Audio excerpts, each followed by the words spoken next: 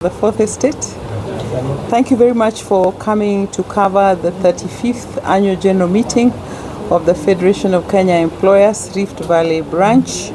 I have with me the regional branch president, Mr. Ken Odire, who is also the CEO of Lipton, and our chief guest today was Mr. James Nyamungo, the CEO of Nairobi Hospital.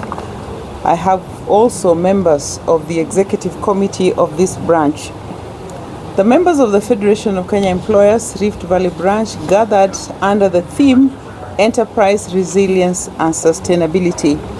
During this annual general meeting, we transacted our normal business. We reviewed the developments in the labor sector over the last 1 year. We looked at the status of businesses in this region and also discussed some of the priorities we want to pursue in the next 12 months. In terms of the general state of the economy, we have figures from the International Monetary Fund that forecasts that the real GDP growth, which stood at 3.2% last year, will remain practically the same, but for Africa there will be a slight improvement of about 0.4%. Our concern as employers is that these slight indications of improvement in the GDP are not being felt on the ground. Members also considered the concerns over the geopolitical tensions that we are seeing in the world today.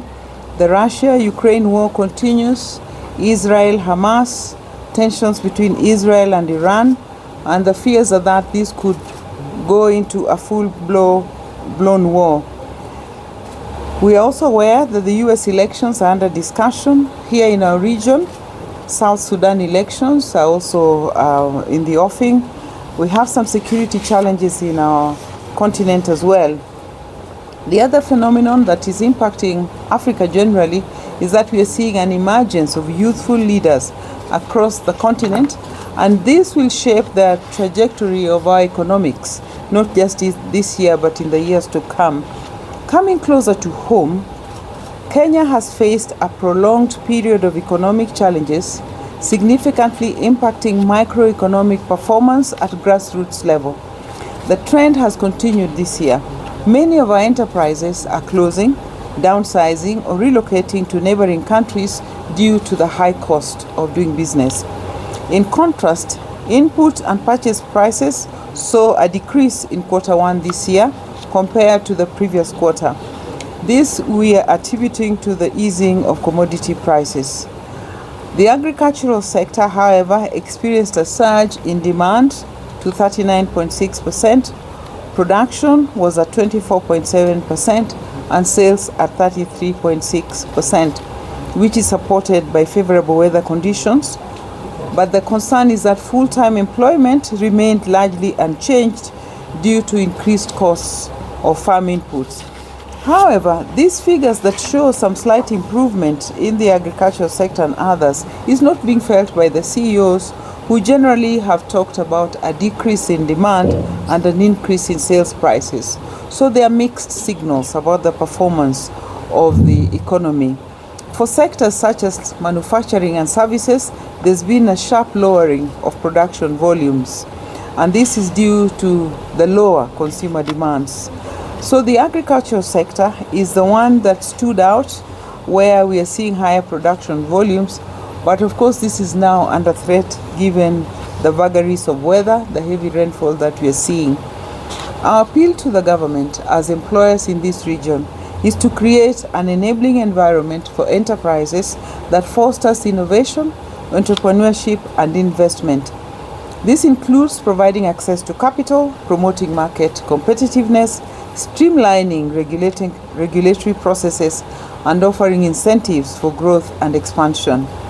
These are measures which are crucial for unlocking the full potential of our economy in this region and ensuring that economic growth translates into tangible improvements in the quality. The Federation is deeply concerned about the suffering of Kenyans, and that Kenyans have nowhere to go when they need medical health, medical cover, medical attention, because our public health services have no one to attend to them.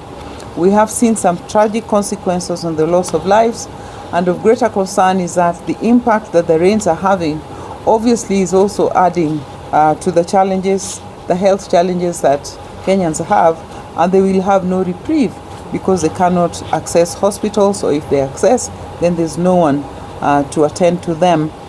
We did discuss this issue during the just concluded Labor Day celebrations, and our appeal to the government and the doctors is for them to commit to meaningful mediation so that they can find a middle ground, find a meeting ground, give social dialogue a chance so that the standoff can be brought to a conclusion to alleviate the suffering of Kenyans.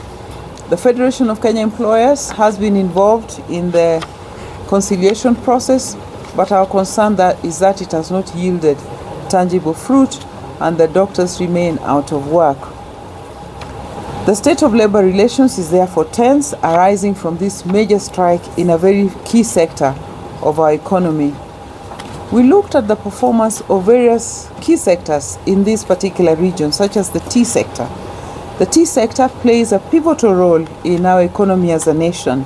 It contributes about 23% of the country's foreign exchange earnings and provides an estimated 5 million direct jobs, supporting around 10% of the Kenyan population. This sector is, however, besieged by high levels of taxation, which pose a threat to the sector, potentially leading to a decline in its global market share. The significant level of employment within this sector makes it particularly vulnerable to the impacts of taxation, as it raises operational costs and reduces profitability. There is need to strike a balance between imposing fair taxes and fostering business sustainability and creation of employment. We want to see the protection of jobs by enterprises in this region, and that will come if they have a stable operating environment. The other challenge the tea sector is facing is low prices of their tea.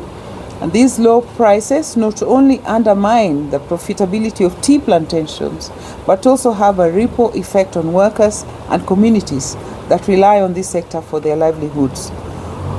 This calls for concerted efforts from all stakeholders, including government entities, industry players, and market regulators, to collaborate on implementing solutions that stabilize tea prices and ensure the long-term sustainability of this crucial sector. The other challenge facing the tea sector and all the sectors in this region is the cost of energy. Businesses in this region are significantly impacted by the cost of energy, which remains a critical area for cost reduction efforts. Of course, there's also erratic supply of energy, as we saw from the national blackout yesterday evening. So there is need to implement measures to reduce energy costs, to ensure steady supply of energy, and this is paramount for the sustainability and competitiveness of our enterprises. The other key sector in this region is the flower industry. This flower industry now faces a new challenge with heightened demands from the European Union, which is one of their major markets. The EU's requirements of a 25% increase in inspections for cut rose flowers before accessing their market adds a layer of complexity and cost to flower exporters. Balancing compliance with market standards and ensuring the competitiveness of our flower industry is crucial for sustaining and growing this important sector. So we urge for involvement of our policymakers with the EU and other important markets for us to be able to stabilize this kind of situation. We discussed the education sector, looked at the introduction of the competency-based curriculum, which we support, but the reality is that it is not sufficiently funded. There are challenges of infrastructure, human resource, and equipment challenges, which are all required for effective implementation. Unfortunately, the current level of resources in many primary and junior schools is grossly inadequate. This poses a significant challenge to successful implementation of the CBC. Our appeal to the government is to prioritize and allocate adequate resources to all levels of education to ensure the quality and success of competency-based education initiatives across the board.